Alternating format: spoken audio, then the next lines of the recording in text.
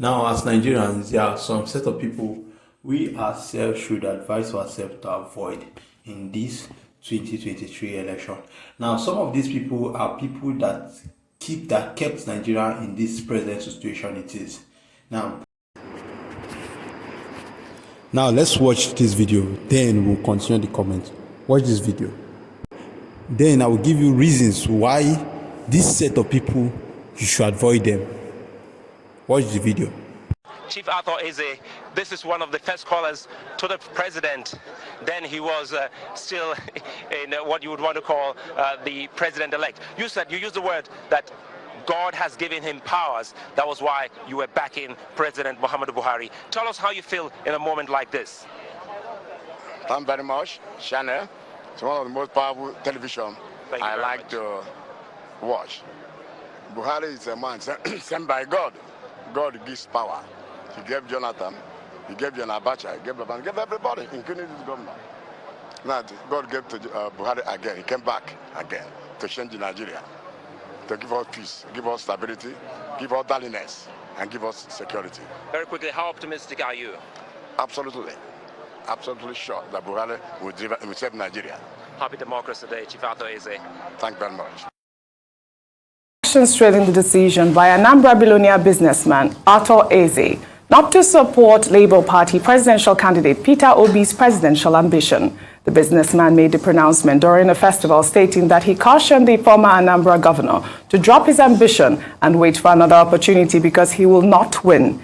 Eze went on to say that when the time is right, stakeholders in the southeast will back current Anambra Governor, Professor Charles Chukwuma Soludo, as the chosen candidate of Igbo extraction to be the Nigerian president. His decision follows Soludo's statement back in November when he said Peter Obi will not win the forthcoming general election because he does not have the requisite structure. In an article titled History Beckons and I Will Not Be Silent, Part 1. Let's take some tweets. This person wrote, same Arthur Eze who declared that Buhari will hand over to Igbos after his second term. It's sad. The Igbos are the biggest barriers to their political potential. Thank God Peter Obi is not a regional candidate. Well, another tweet there goes, Arthur Eze has distanced himself from Peter Obi's ambition, just like Charles Soludo. It might seem odd, but this gladdens my heart. It goes a long way to prove that Peter Obi is not an Igbo or Anambra project. It's a Nigerian project. Over to you, Dr. Bati.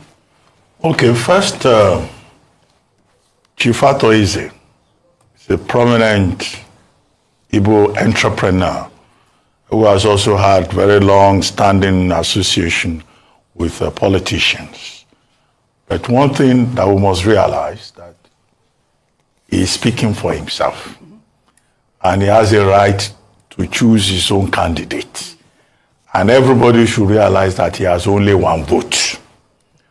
Just as he as an Igbo person and Charles Soludo have said they don't believe in the candidacy of Peter Obi, there are also others. Chimaroke Nnamani, Senator Chimaroke Nnamani, is supporting Bola Ahmed Tinubu, even if he's in the PDP. Uche Ekunife is also not supporting Peter Obi.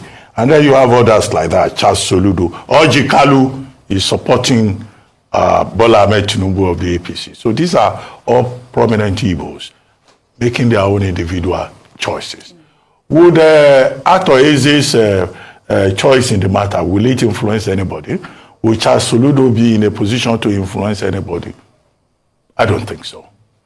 And, you know, some people from that Ofala festival that took place in Dunukofia have come up to say this is not the position of the people of Dunukofia and it's not the position of Igbos. And in any case, there are persons, also Igbos, who are also prominent and who have voice, who are saying we are supporting Peter Obi. On Twitter, I saw Francis Cardinal Rinse, I don't know whether he's the one using that handle or somebody using his name, saying that, look, 2023, what Chief Arthur Eze has said is an indication that the 2023 battle will be a battle between the rich and the poor. And he advised people to use their PVC, to go and get their PVC and vote.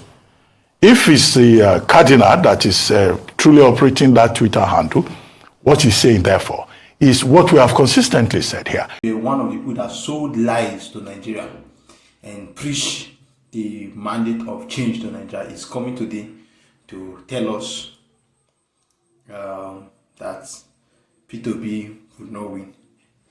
There are some people that we should learn to avoid. We should advise ourselves and tell ourselves the truth. They are not needed for Nigerian democracy. They are the people that have kept us in this perpetual bondage.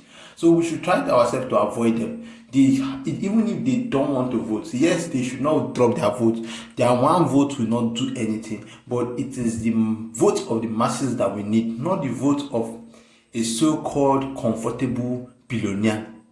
We don't need those votes. We don't need them. So we should advise ourselves as Nigerians. If he should proclaim all what he wants to tell. Those votes should not change our perspective of who we should vote for, who you should vote for. Who you should vote for is what should determine. A so-called group of people should not determine who you should vote for. They are not your PVC, they are not your thumb. So let's together vote to bring change, the positive change, not the change of 2015. Not those people that declare themselves 2015. Let's work together to bring a new Nigeria and take back our country, not give it back to them to handle for the second time. Let's take it back. It's time to take Nigeria, and taking back of Nigeria, your PVC is what you need to take back. Your vote is your weapon of war. It is what you need to fight this war. This election, as it has been said, that it will be against the poor versus the rich. If you like, you allow the rich maneuver you and win you, because they will come with their money. No collect shishi, no give shishi. We don't take, we don't accept. Number two, there's also something else we need to talk about. The problem is Nigeria a tribal state? We should come to the point where we stop talking about ethnicity in Nigeria. Is Nigeria a tribal state? As we know, yes, there are different ethnic groups. We want a better Nigeria. We are still talking about vote my tribe, don't vote my tribe, don't do this, don't do that, don't do that. We should grow above that level of a tribal country where we talk about ethnicity and the rest. Some people are bringing ethnic bias and ethnic stuff into it. Now, this 2023 election is not an ethnic election. It is the Nigerian election, not an ethnic election. So it's time we should grow above also the ethnic problem in Nigeria, because it's one of the biggest problems in Nigeria, our ethnic segregation and ethnic bias issues.